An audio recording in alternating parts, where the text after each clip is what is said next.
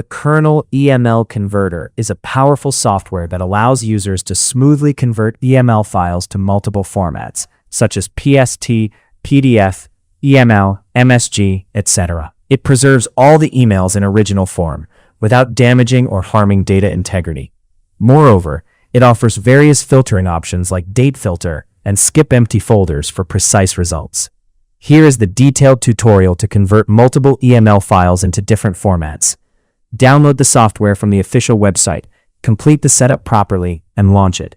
Click on the Add Source button to select and upload EML files. Here you'll see two options, that is EML and EMLX. We will continue the process with the EML format.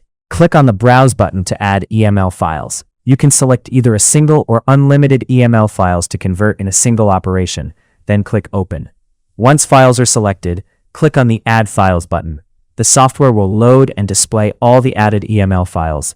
You can click on any file to get a preview of it. Then select the added EML folder. If you want to search for a specific EML file, you can utilize filters like From, To, CC, BCC, Subject, Body, Read Unread, Attachments, and Date.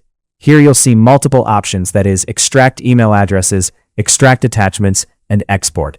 Click on the Export button to select the saving format.